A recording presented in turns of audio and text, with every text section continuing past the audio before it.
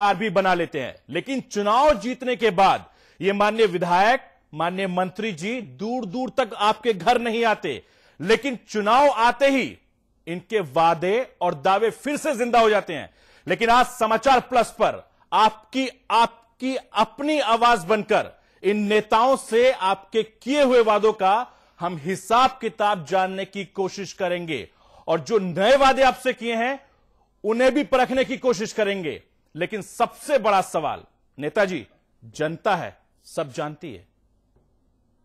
तेरा वादा वादा तेरा वादा वादा तेरा वादा झूठा है तेरा वादा वादा तेरा वादा। जी हां, बीजेपी और कांग्रेस दोनों ने अपनी चुनावी घोषणा पत्र जारी कर दिया है। दावा किया है परिवर्तन का, बदलाव का, एक नया राजस्थान बनाने का। आपको फिर से लुभाने की कोशिश की गई है इन नेताओं ने। आपसे क्या क्या वादे किए हैं हम बारी बारी से आपको बताएंगे। जी हां, ये वादे किए हैं आपसे। पहला मुद्दा, बिजली, पानी, सड़क, जो बुनियादी चीजें हैं उस चीजों से आप लोग महरूम हैं। लेकिन यह वादा कांग्रेस ने किया। ऐसी नीति बनाई जाएगी कि राज्य का पानी आएगा और अंतरराज्यीय समझौते का, यानी कि बाहर से पानी लिया जाएगा। ये तमाम तरह की जो आप ग्राफिक्स के जरिए अपनी टेलीविजन स्क्रीन पर देख रहे हैं, ये तमाम जो घोषणा पत्र है कांग्रेस का, उन्होंने अपने घोषणा पत्र में, यानी कि चुनावी जो पिटारा है जिसके जरिए आपसे वोट मांगने की कोशिश की जाएगी, उसके जरिए क्या है। यह भारतीय जनता पार्टी का है। वसुंधरा राजे सिंधिया जो वहां पर मुख्यमंत्री पद की दावेदार हैं, उन्होंने कहा कि 24 घंटे आपको बिजली दी जाएगी, सिंचाई के लिए 8 घंटे बिजली दी जाएगी। तमाम तरह की वादे किए हैं जो लगातार हम आपके टेलीविजन स्क्रीन पर ग्राफिक्स के जरिए दिखाने की कोशिश कर रहे हैं। लेकिन जनता चाहती है कि किसानों को 12 घंटे बिजली दी जाए फ्री स्टेज में, उनको पानी मिले, सड़क अच्छी हो, तमाम जो सुविधाएं हैं, जो बुनियादी जरूरत हो, चाहे बिजली का मुद्दा हो, पानी का मुद्दा हो, सड़क का मुद्दा हो, या उसके अलावा स्वास्थ्य का मुद्दा हो, शिक्षा का मुद्दा हो, ये तमाम वो बुनियादी चीजें हैं जो जनता को चाहिए। लेकिन ये नेता आपसे बड़े बड़े वादे करके आपके घर गए, आपकी चौपालों पर आए, आपके घर पर आए, आपके मोहल्ले में आए, जो वादे अब तक पूरे नहीं कर पाए हैं, वो फिर से आपसे वादा कर रहे हैं कि भैया आपको नौकरी देंगे, आपको रोजगार देंगे, आपकी तमाम परेशानियों को दूर करेंगे। तमाम तरह की बातें ये लोग इस वक्त कर रहे हैं।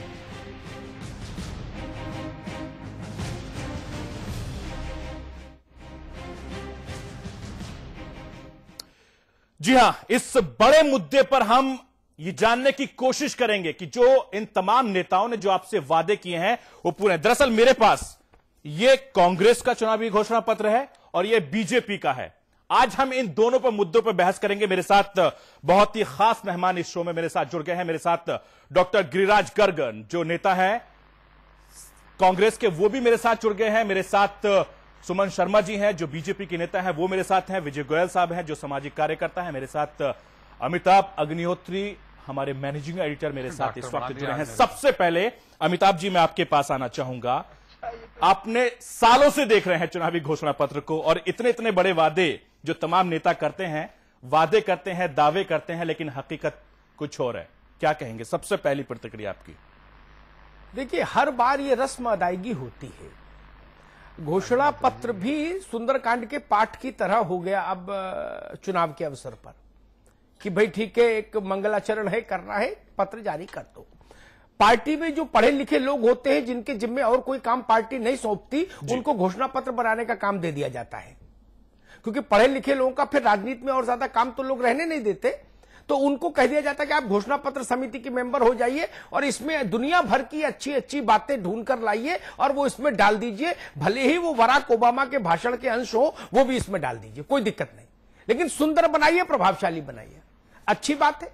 अभी जो आपने कहा वो आप नहीं करेंगे, ये मैं बोलूंगा तो आप मुझे निरुत्तर कर देंगे। आप कहेंगे भाई साहब आप कैसे जानते हैं, अवसर तो मिले। मैं दूसरी बात कहता हूं, गिरिराज जी से आगे चल के पूछूंगा कि सुखाड़िया जी से लेके हरदेव जोशी से लेके और अशोक गहलोत तक वादे तो आप तब भी करते थे।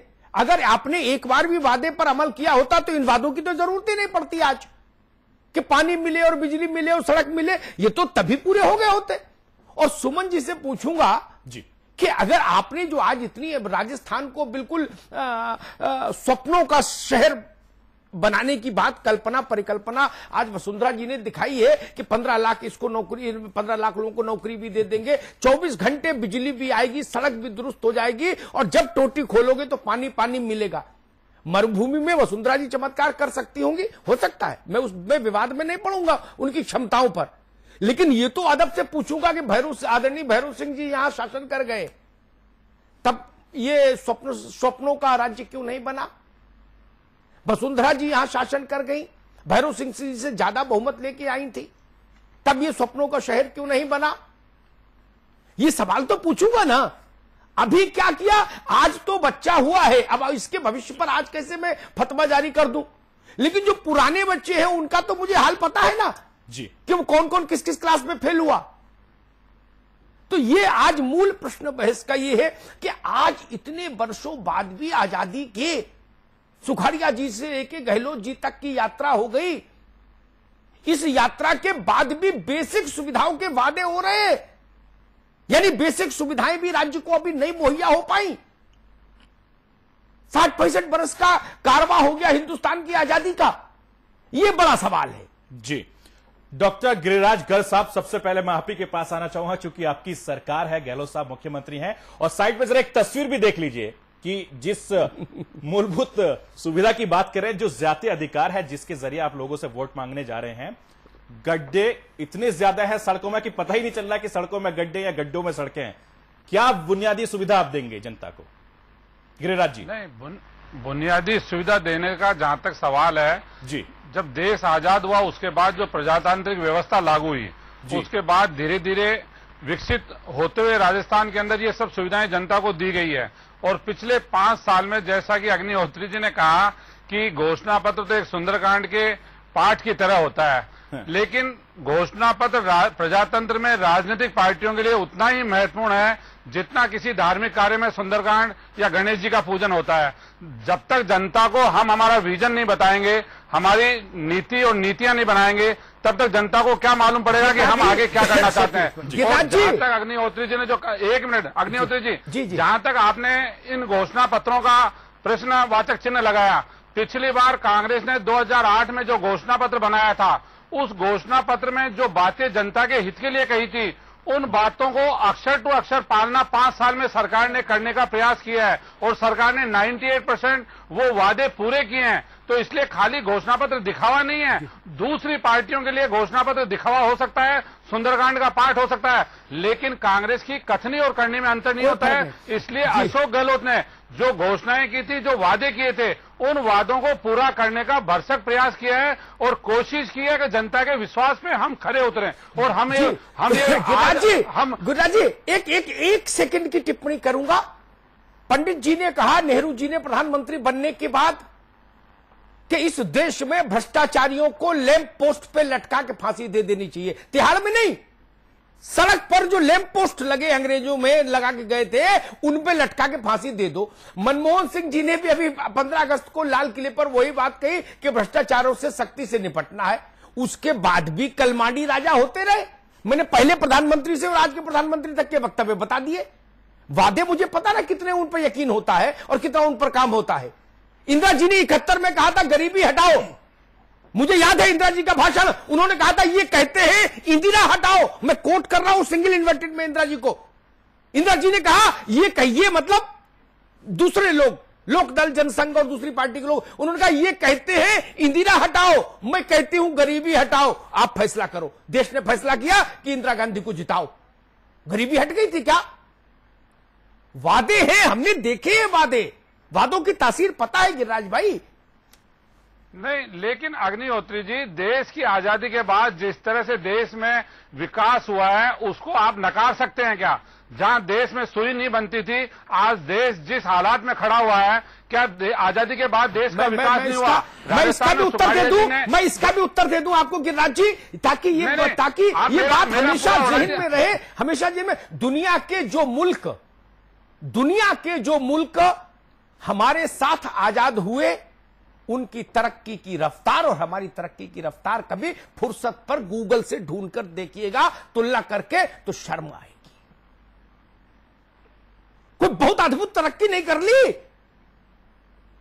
आज भी आधा बिहार बाढ़ में और आधा बिहार सूखे में मर रहा है।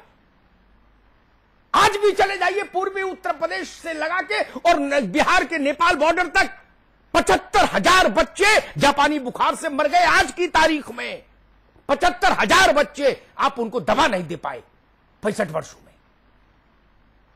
युगांडा बनाना चाहते थे क्या फिर हिंदुस्तान को? और हिंदुस्तान की जो प्रगति हुई है, वो प्रगति हुई है होमी जहांगीर भाभा जैसे लोगों से, वो प्रगति हुई है एपीजे अब्दुल कलाम जैसे लोगों से। मुझे पता है राजनीतिक नेतृत्व ने इस देश पर कितना कल्याण किया है। सुमन जी, आपकी पार्टी ने भी बिल्कुल रसगुल्ले को गाढ़ी चाशनी में डुबो के पेश कर दिया। राजनाथ जी भी संपादकीय टिप्पणी कर गए आज कि परिवर्तन चाहती है जनता, लेकिन 5 साल तो देखा, अभी बहुत पुराना वक्त तो हुआ नहीं। भैरव सिंह जी को छोड़ दें, बहुत अच्छा अनुभव तो नहीं रहा जनता का ना।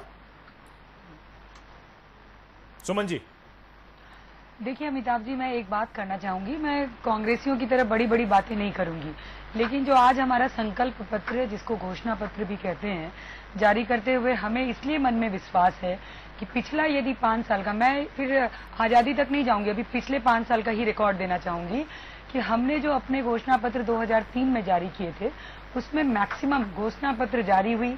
हमारी सरकार बनी 2003 में, और सरकार बनते ही पहले दिन से हमने काम करना प्रारंभ कर दिया। उसका परिणाम ये हुआ, हम सरकार में आए या नहीं आए उसके परिणाम को हम नहीं देखते हैं, लेकिन हमने जनता में वो सारी बातें पूरी करने की कोशिश की जो हमने अपने घोषणा पत्र में की और पहले दिन से की। और इनके घोषणा पत्र की यदि मैं तुलना करूं तो ये घोषणा पत्र तो इन्होंने किया 2008 में, लेकिन 4.5 साल तक ये घोषणा पत्र को सरकारी कागज में तब्दील करते रहे, लेकिन जमीन पे नहीं उतार पाए। 5 महीने की सरकार अपने इतने बड़े पुलिंदे को कैसे पूरा करेगी, ये सोचने का बात है। इसलिए इन्होंने कहा था हम रोजगार देंगे, रोजगार नहीं दे पाए। इन्होंने कहा हम पूरी बिजली देंगे, बिजली नहीं दे पाए। इन्होंने कहा हम पानी देंगे, पानी नहीं दे पाए। इंफ्रास्ट्रक्चर की तो बात ही नहीं कीजिए, निवेशकों की बात ही नहीं कीजिए राजस्थान में। मतलब इन्होंने क्या दिया राजस्थान में, ये इनसे पूछिए। लेकिन हमने जो दिया, आप मेरी बात सुनिए, सरकार तो आपकी भी रही थी, जो तमाम तरह के वादे कांग्रेस ने किए थे, वो वादे आपने भी किए थे, जनता से आपने पूरे नहीं किए। विजय गोयल साहब, मैं आपके पास आना चाहूंगा। आपने कांग्रेस की सरकार को भी देखा है। सरफराज, एक मिनट, सुमन की बात पूरी हो जाए। सुनिए, हमने 10 लाख नौकरी दिए। ये कोई हम गलत बात नहीं बोल रहे हैं, ये रिकॉर्डेड है।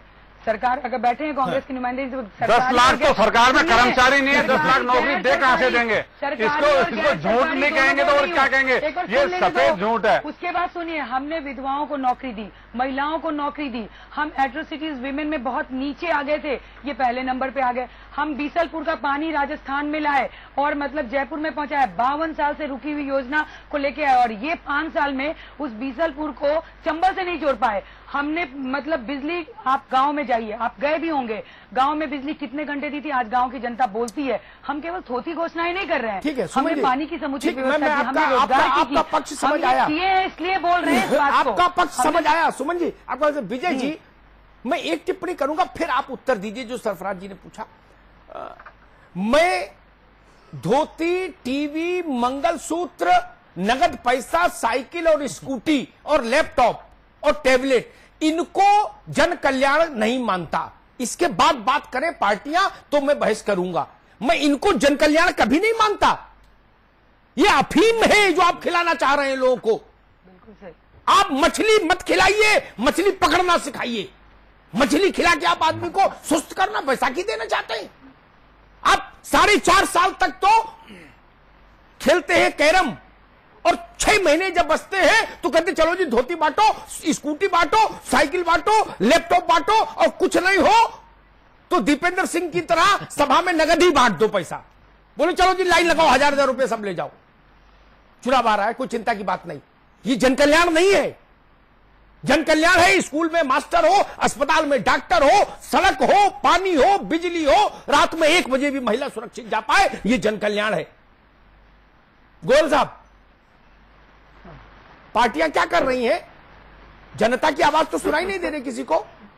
जनता की आवाज सुनाई भी नहीं दे सकती, क्योंकि जनता जो जुड़ी हुई है उसके पास सिर्फ 5 साल में 10 या 12 दिन मिलते हैं जब जनता को सुनने का मौका मिलता है। बाकी के उस 5 साल में सिर्फ 10 दिन को हटा दोगे तो जनता को सुनने के लिए तो कोई मौका ही नहीं मिलेगा। जनता सड़क पर नहीं आ रही।